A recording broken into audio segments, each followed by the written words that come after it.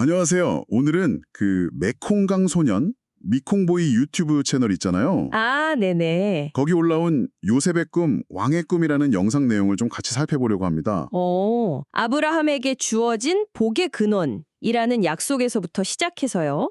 우리가 아는 그 요셉의 꿈들 있지 않습니까? 네, 유명하죠. 그 꿈들이 실제로는 어떤 의미인지 좀 깊이 들어가 보죠. 네, 좋습니다.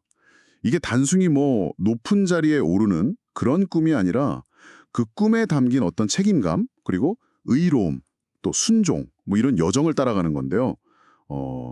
이 요셉 이야기가 오늘 당신에게 어떤 새로운 통찰을 줄 수 있을지 같이 한번 이야기 나눠보면 좋겠네요. 네, 그럼 먼저 그 아브라함의 복의 근원 약속부터 시작해 볼까요? 이게 그냥 복을 받는 게 아니고 누구도 함부로 저주하지 못할 만큼 그렇게 의롭게 살아서 뭐랄까 축복의 통로 가치가 되라는 그런 의미라고 하더라고요. 책임감에 대한 이야기죠. 정확합니다. 네. 하나님께서 너를 축복하는 자 내가 축복하고 너를 저주하는 자 내가 저주하리라 이렇게 약속하셨는데 이게 뒤집어 보면 저주받을 만한 일을 하면 안 된다는 그런 책임이 따르는 약속인 거죠. 아, 책임감. 네. 그래서 영상에서는 요셉이 바로 이 복의 근원이 되겠다는 그 소명, 이걸 자신의 꿈으로 삼았다. 이렇게 해석을 하더라고요. 그렇군요. 그럼 그 유명한 요셉의 두 가지 꿈, 곡식단 꿈이라 해와 달과 별들 꿈은 어떻게 해석해야 할까요?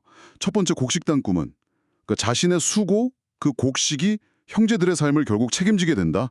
이런 뜻인가요? 네. 그런 의미로 풀이하고요. 그리고 두 번째 꿈, 해와 달과 별들이 절하는 꿈은 여기서 한 발 더 나아가서 그 책임과 섬김이 반드시 공의와 진리의 바탕을 둬야 한다. 이걸 상징한다고 봐요. 공의와 진리요? 네.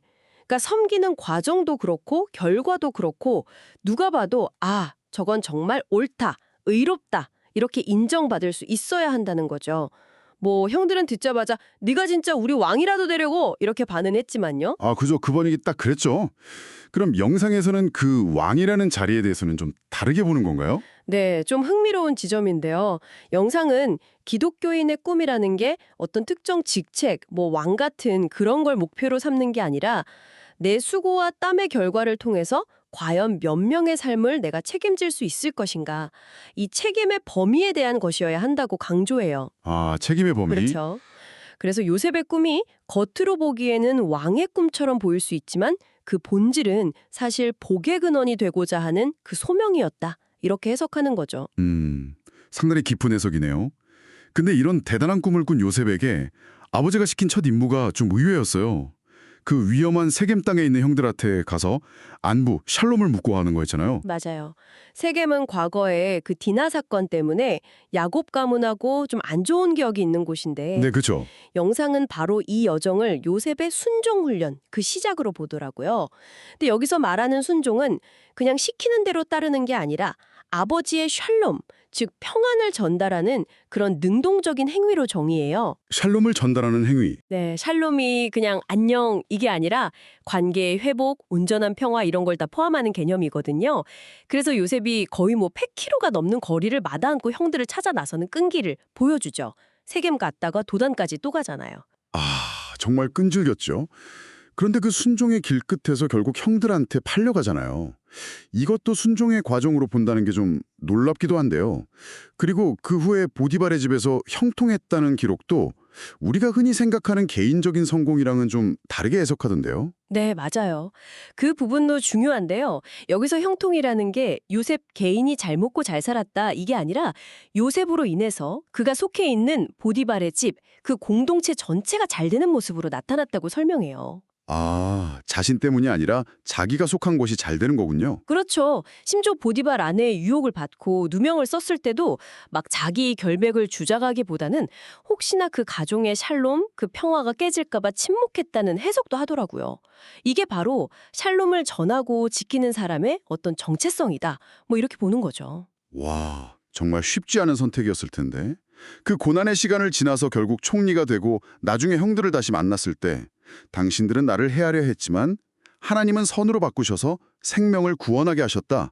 이 고백이 정말 핵심인 것 같아요. 바로 그겁니다. 네. 영상은 고난 속에서 그냥 주저앉는 게 아니라 그 안에 담긴 하나님의 더 큰 계획, 그러니까 긍휼과 생명을 살리시려는 뜻을 발견하는 게 중요하다. 이걸 아주 강조합니다. 긍휼과 생명 구원. 네, 하나님의 사랑, 그 긍휼에는 반드시 생명을 살리는 목적, 그 구체적인 열매가 따라와야 한다. 이런 메시지인 거죠. 만 주는 게 아니라 고센 땅이라는 곳을 마련해주면서 신앙을 지킬 수 있게 돕죠. 네, 그 장면이 참 중요해요.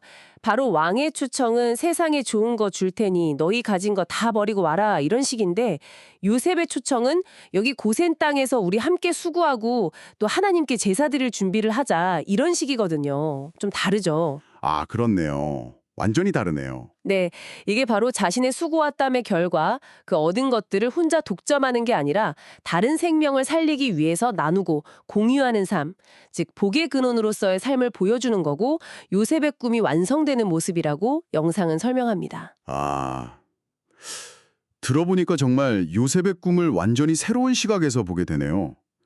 정리하면 오늘 살펴본 이 해석은 요셉의 꿈을 그냥 개인적인 야망 실현 스토리가 아니라 아브라함 때부터 이어진 그 복의 근원이라는 약속이 한 사람의 인생을 통해 어떻게 이루어지는지를 보여주는 아주 깊이 있는 여정이었네요. 뭐 책임감 있는 수고, 또 의로운 섬김, 샬롬을 위한 순종, 고난 속에서 배우는 긍휼과 생명, 그리고 마지막으로 나눔을 통한 완성까지. 그렇습니다. 결국 요셉의 이야기는 우리 각자에게도 질문을 던지는 것 같아요. 당신의 삶에서 복의 근원이 된다는 것은 과연 어떤 의미일까? 나의 수고와 노력이 어떻게 주변 사람들의 삶에 좀 선한 영향을 주고 그들의 생명을 더 풍성하게 하는 데 기여할 수 있을까? 이런 부분을 한번 깊이 생각해 보시는 시간을 가져보시면 어떨까요?